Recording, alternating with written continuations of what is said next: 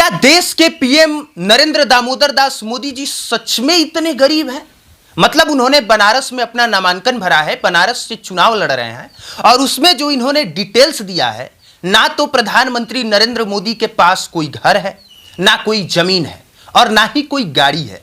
पैसा कितना है वो भी हम आपको बताएंगे, लेकिन उससे पहले आपको यह बता देते हैं कि प्रधानमंत्री नरेंद्र मोदी को हराने वाला इस पृथ्वी पर कोई पैदा ही नहीं हुआ, खास तौर पर बनारस से। यह बात मैं क्यों कह रहा हूं यह आगे बताऊंगा, उससे पहले इनकी संपत्ति जुड़वाता हूं जो इन्होंने नॉमिनेशन में भरा है। गौर से देखिए, प्रधानमंत्री नरेंद्र मोदी के पास जो कैश है, इन हैंड कैश जिसे बोला जाता है, वो सिर्फ और सिर्फ 52,920 रुपया है। 52,920 रुपया इन हैंड कैश है। स्टेट बैंक ऑफ इंडिया में इन्होंने अपने पैसे रखे हैं, वो पैसा है 73,304 रुपया। 73,304 रुपया। और एक और एसबीआई में ही प्रधानमंत्री नरेंद्र मोदी जी का खाता खुला है जिसमें 7,004 रुपए हैं।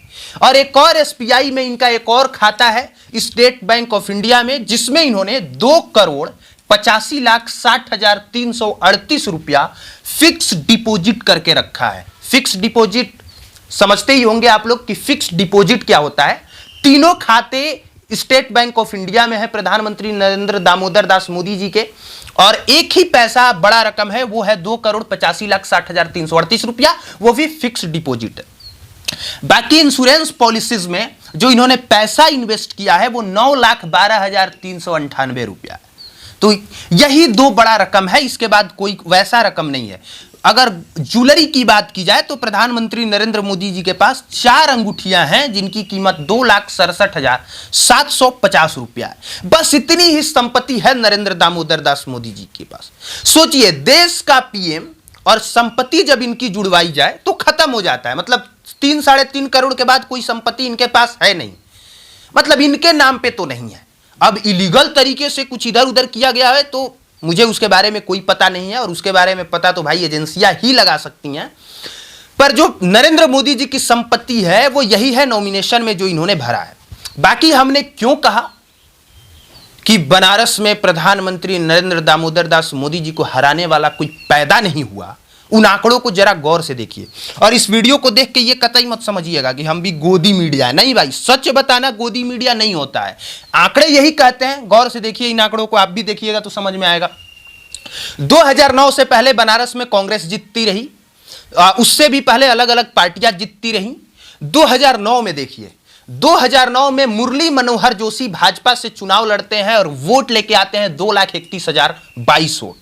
किसको हरा के? बहुजन समाज पार्टी के मुख्तार अंसारी को हरा के, जिनको वोट मिला था 1,85,911। बहुत कम अंतर से 2009 में भाजपा यहां से चुनाव जीती थी। मुरली मनोहर जोशी उस वक्त भाजपा की तरफ से चुनाव लड़े थे। अजय राय चुनाव लड़े थे समाजवादी पार्टी की तरफ से, तीसरे नंबर पे थे, तो कितना वोट मिला वो छोड़ दीजिए। राजेश कुमार मिश्रा कांग्रेस की तरफ से चुनाव लड़े थे, इनका भी वोट कितना मिला उसका कोई खास महत्व है नहीं फिलहाल, तो उसको भी आप छोड़ दीजिए। तो 2009 में ये आपने देखा, ठीक है। अब 2014 में आइए। 2014 में आपको पता है कि प्रधानमंत्री नरेंद्र दामोदर दास मोदी के नाम की एक लहर चली और देश में अचानक से बड़ा तख्ता पलट हुआ और सरकार में मोदी सरकार आ गई। अब यहां पे नरेंद्र मोदी जी भाजपा से चुनाव लड़ते हैं तो इनको वोट मिलता है 5,81,022 वोट, रिकॉर्ड तोड़ वोट मिलते हैं। और इनके खिलाफ पर्चा भरा था अरविंद केजरीवाल ने, आम आदमी पार्टी का व्यक्ति, जिन्होंने पर्चा भरा और इनको वोट मिले 2,92,038 वोट। 2 लाख। अब सोचिए, 2 गुना से भी ज्यादा वोट से नरेंद्र मोदी जी ने अरविंद केजरीवाल को हराया और यहां से चुनाव जीत गए। अजय राय कांग्रेस के तीसरे नंबर पे रहे। अब आइए 2019 में, 5 साल बीत गया। प्रधानमंत्री नरेंद्र दामोदर दास मोदी जी को बनारस में जो काम करना था इन 5 सालों में उन्होंने किया।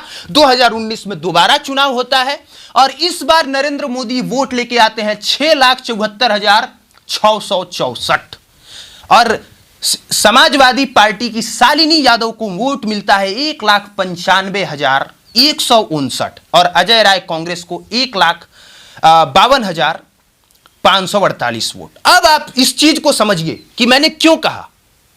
ऐसे तो मोदी चुनाव हारने से रहे।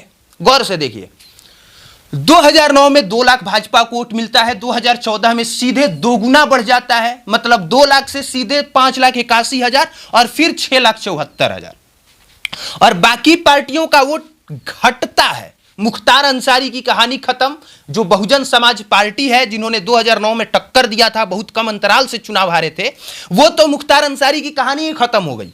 वो मुख्तार अंसारी कहां गए छोड़ दीजिए, बात ही मत करिए, पता ही है आपको। 2014 में ना तो समाजवादी पार्टी का कोई व्यक्ति खिलाफ में नरेंद्र मोदी को टक्कर दे सका, ना ही बहुजन समाज पार्टी का, ना कोई पार्टी जिंदा नहीं रही। अरविंद केजरीवाल ने टक्कर दिया, वो भी आधे से ज्यादा वोट से अरविंद केजरीवाल हार गए। और 2019 में नरेंद्र मोदी को और ज्यादा वोट मिला और यहां शालिनी यादव ने टक्कर दिया, तो टक्कर क्या दिया, 1,95,000 वोट मिला। प्रधानमंत्री नरेंद्र दामोदर दास मोदी को 6,74,000 वोट मिल गए। अब 2024 का चुनाव है। प्रधानमंत्री नरेंद्र मोदी के सामने कांग्रेस के अजय राय खड़ा है। वो अजय राय जो पहले भी चुनाव लड़ते रहे हैं, कोई खास प्रभावशाली व्यक्तित्व उनका नहीं रहा है, ना ही उनको बहुत ज्यादा वोट मिले हैं। तो अब आप खुद बताइए, बनारस में प्रधानमंत्री जी कैसे हारेंगे और कौन हराएगा? शायद कोई नहीं। और यह बात निरहुआ ने कहा था जब अजीत अंजुम उनका इंटरव्यू ले रहे थे, तब निरहुआ ने कहा था कि निरहुआ को हराने वाला इस पृथ्वी पर कोई पैदा ही नहीं लिया। बस वही वाला डायलॉग हमने नरेंद्र मोदी जी के लिए चिपका दिया। निरहुआ को हराने वाला पैदा लिया हो या ना लिया हो, पर मोदी जी को हराने वाला तो नहीं लिया है सर। तो बनारस के ये आंकड़े हैं। बाकी आप देख रहे थे पब्लिक प्लेटफॉर्म। मेरा नाम कुमार अभिनव है। देखने के लिए धन्यवाद।